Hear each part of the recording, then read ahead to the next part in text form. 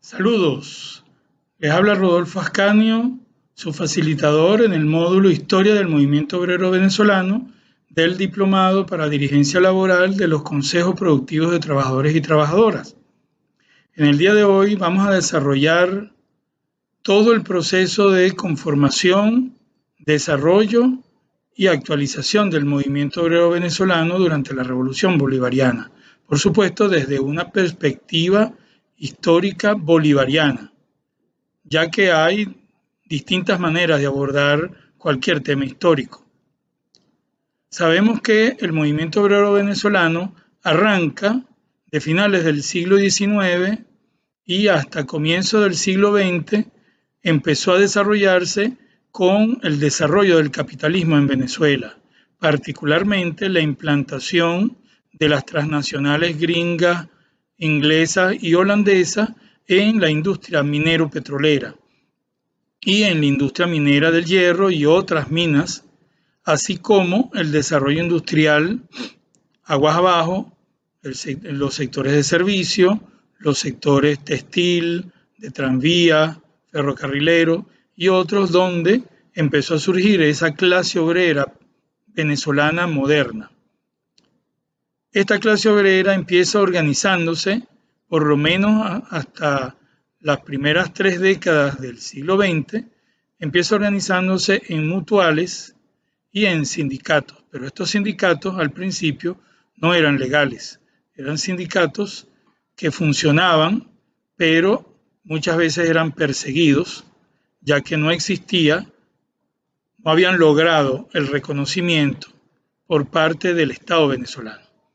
Efectivamente, durante buena parte de esta etapa, por lo menos los primeros 58 años del siglo XX, la lucha del movimiento sindical fue para lograr condiciones de funcionamiento democráticos, que estaban vinculadas a una bandera de lucha que era la democracia representativa, el funcionamiento de los partidos políticos, las libertades públicas. En ese marco se desarrollaron buena parte de las luchas del movimiento obrero venezolano hasta el año 1958.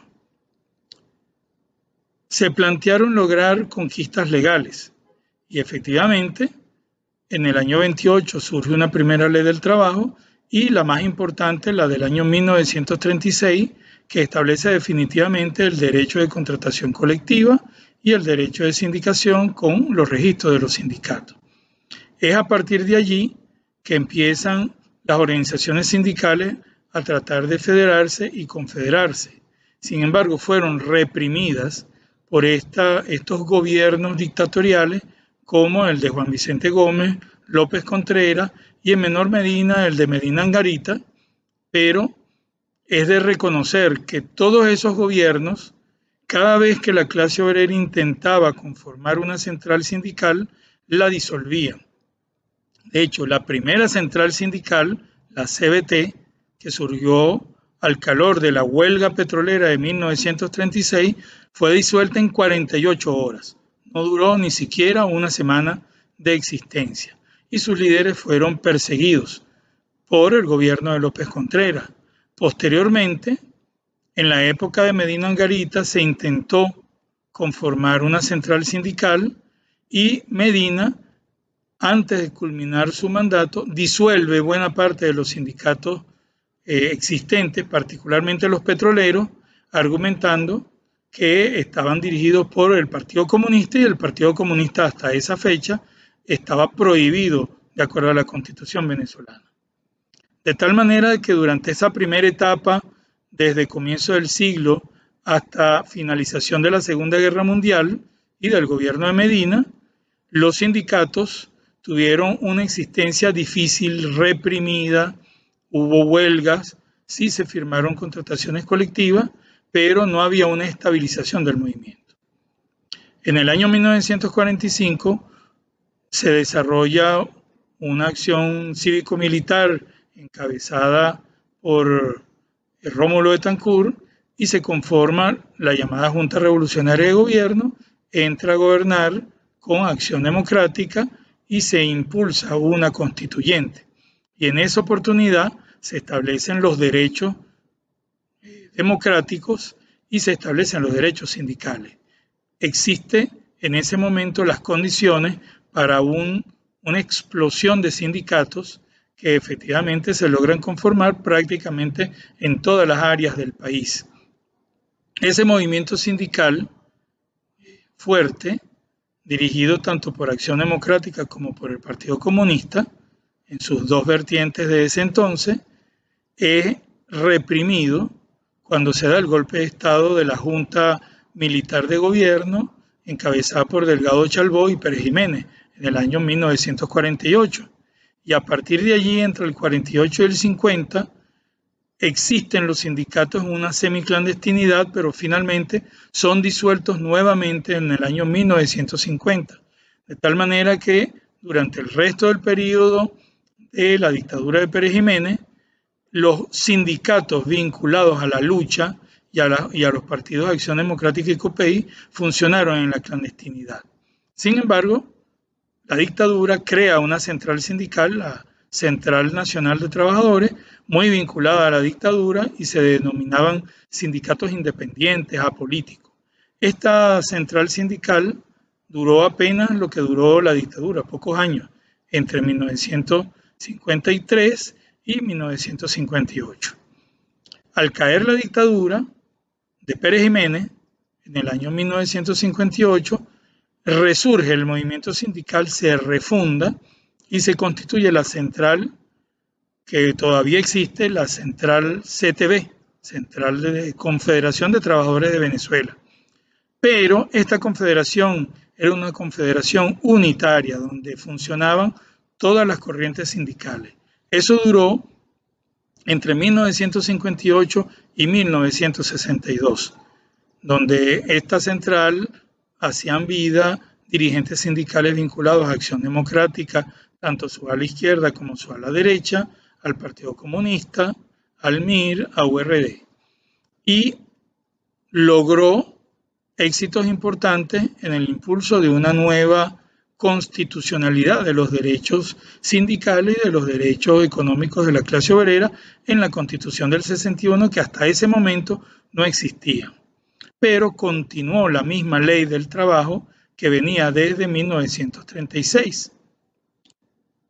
A partir del momento en que se divide el movimiento sindical, se crea la CUTV, que es la segunda central sindical de los trabajadores, esta vez dirigida por gente vinculada al Partido Comunista, al MIR y a la izquierda de URD.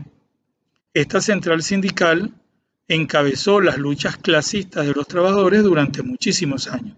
Así existieron dos centrales sindicales y luego surgieron dos centrales más, la CGT y la CODESA, vinculadas a la Iglesia Católica. Y así se conformó el mapa de las centrales sindicales que existieron durante todo el siglo XX venezolano. Y las repito, la CTV, que era la mayoritaria, la CUTV, que era la segunda, la CGT y la CODESA. ¿Qué logran los trabajadores durante buena parte de este periodo? Bueno, logran efectivamente conquistas importantes. El sindicalismo se extiende tanto al sector público como al sector privado. Se firman contrataciones colectivas tanto de empresa como de rama de actividad. Se fijan y va progresivamente generando unas mejoras en la legislación a nivel de reglamento y se crean las prestaciones sociales, el seguro social, el banco obrero y otros beneficios para la clase trabajadora que progresivamente venía adquiriendo cada vez más fuerza y poder. Pero en el año 1989, a raíz del segundo gobierno de Carlos Andrés Pérez, surge un plan neoliberal para desmontar todas las conquistas y los beneficios que habían logrado los trabajadores. Y efectivamente, entre 1989 y 1999, se desmonta el salario a través del proceso de bonificación, se aumenta la jornada de trabajo y finalmente se reforma la Ley Orgánica del Trabajo. La Ley del Trabajo se convierte en Ley Orgánica del Trabajo, pero esta Ley Orgánica del Trabajo introduce desmejoras como un nuevo régimen de prestaciones sociales y desmejoras a la contratación colectiva, pudiendo incluso firmarse con los patronos lo que se llamaba el contrato para peor, es decir, desmejorar el contrato por razones económicas. Todas esas situaciones generaron una resistencia enorme de la clase obrera que se planteó el cambio de gobierno y finalmente, entre 1989 y 1999, con una ofensiva de resistencia, la clase obrera se une a otros sectores del país y se une al sector militar encabezado por nuestro comandante Chávez, que ya había incursionado en política en el año 92 y había salido de la cárcel en el año 94, y se genera la masa crítica para el triunfo electoral de diciembre de 1998 y el comienzo de la era de refundación de la República como República Bolivariana de Venezuela. A partir de ese momento tenemos claramente diferenciados dos momentos. Un primer momento de refundación y reordenamiento del movimiento que va más o menos desde el año 1999 hasta el año 2012. Durante esa etapa, en primer lugar, las fuerzas bolivarianas se plantean una política unitaria y presentan una plancha en las elecciones de la CTV. La constituyente de 1999 ordena la refundación y reorganización del movimiento y específicamente elecciones sindicales desde los sindicatos de base, la federación y la confederación. Esas elecciones se desarrollaron en el año 2001. Muchas de ellas fueron ganadas por los bolivarianos, otras fueron ganadas por las fuerzas, digamos, del sistema anterior, la Acción Democrática, COPEI, partidos de izquierda no vinculados al bolivarianismo, y finalmente se dieron en octubre de 2001 las elecciones de la Central de la Confederación de Trabajadores de Venezuela, donde se realizó un monumental fraude, no se contó más de la mitad de los votos y la Comisión Electoral encabezada por Acción Democrática proclama a Carlos Ortega como ganador cuando no estaban totalmente contados los votos. No se podía proclamar ganador. El propio Consejo Nacional Electoral anuló esas elecciones y sin embargo estos señores continuaron con su proceso de apropiación de la Confederación de Trabajadores de Venezuela y en el año siguiente intentan el famoso golpe de Estado encabezado por Fedecámaras y la CTV en un pacto antinatura de patronos y organizaciones sindicales que termina de hundir a la confederación existente, ya que demostraba no tener su vinculación con la clase obrera ni defender los intereses de la clase obrera. Eso quedó sumamente claro en ese momento a la hora de que se desarrollara el golpe de Estado de Pedro Carmona Estanga, que duró, como todos sabemos, 48 horas. Inmediatamente después de eso se abre un debate acerca de la necesidad de reconstituir un movimiento sindical bolivariano y se genera una división del movimiento sindical con la creación de la UNET y todo el sector bolivariano se separa de la CTV y se va a la nueva central sindical que duró efectivamente poco.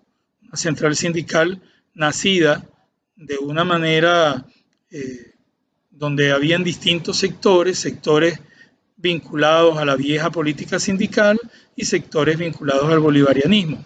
Efectivamente, esa central sindical tiene una crisis en el año 2007, cuando Chávez intenta impulsar la constituyente y en esa oportunidad se divide la UNET y el sector bolivariano más fuerte, encabezado por la Fuerza Bolivariana Socialista de Trabajadores, impulsa la creación de una nueva central. Inicialmente presentaron en ese año el registro de una central llamada Central Socialista de Trabajadores, pero luego, en el año 2012, en el año 2011 y finalmente en el 2012, se dan las condiciones para la reunificación del movimiento sindical bolivariano y la constitución de la Central Bolivariana Socialista de Trabajadores de la Ciudad del Campo y la Pesca, que es la actual central sindical mayoritaria del país. Ese proceso se dio a través de dos congresos, un congreso de reunificación en mayo del 2011 y un congreso de fundación en noviembre del 2011. Paralelamente con eso, se estaba rediscutiendo la necesidad de una ley del trabajo adecuada al impulso de la Constitución, la construcción del socialismo en Venezuela. Y efectivamente en el Congreso de noviembre, la Central Bolivariana le pide al presidente Chávez que por vía de habilitante asuma la nueva ley del trabajo.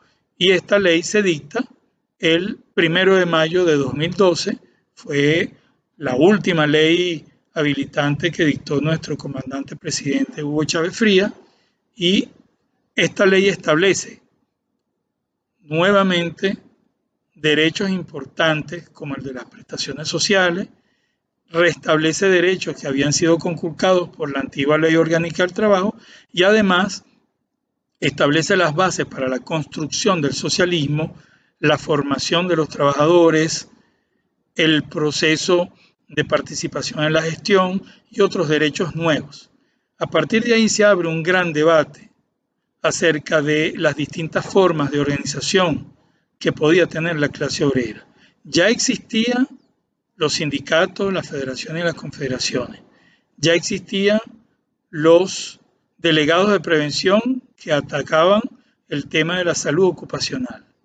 Y en ese momento ya existían de manera, de hecho, los consejos de trabajadores que pretendían participar en la gestión. Pues bien, se abrió todo un debate durante todos esos años que permitió ir afinando la constitución de estos consejos y finalmente en el año 2017 se crean los consejos productivos de trabajadores y trabajadoras con funciones de control sobre el proceso productivo, de control y defensa del proceso productivo. Estos consejos productivos de trabajadores inicialmente surgen en las áreas de alimentación, farmacéutico y productos de higiene y limpieza. Y luego en el año 2018 se crea la ley constituyente de los consejos productivos de trabajadores que extiende su vigencia a todas las ramas productivas.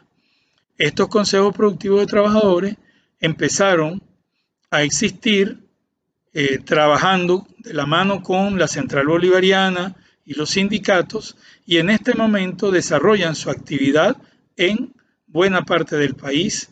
Hay aproximadamente unos 2.000 consejos de trabajadores constituidos y paralelamente siguen existiendo los sindicatos ya que el capitalismo no ha desaparecido en Venezuela y es necesario defender el salario y defender los derechos y los contratos colectivos de los trabajadores durante el capitalismo que sigue en algunas áreas del país, particularmente lo que se ha denominado la economía privada que existe.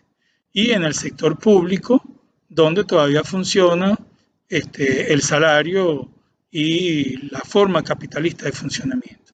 Entonces, todas estas formas de organización coexisten en este momento y están desarrollándose hacia la construcción del socialismo por un lado y hacia la defensa de los derechos de los trabajadores por otro lado. Eso culmina con un proceso que está en pleno desarrollo y que requiere de un estudio más profundo. Yo los invito a que se lean las leyes, a que lean la guía obligatoria que está guindada en la página que se llama de los sindicatos a los consejos productivos de trabajadores y si quieren profundizar en el conocimiento de esta materia, busquen la bibliografía de este módulo y trabajen los libros de historia del movimiento obrero y libros de historia política, las revistas Memorias y otras revistas que pueden llevarlo a profundización de este conocimiento a través de su autoformación. Muchísimas gracias.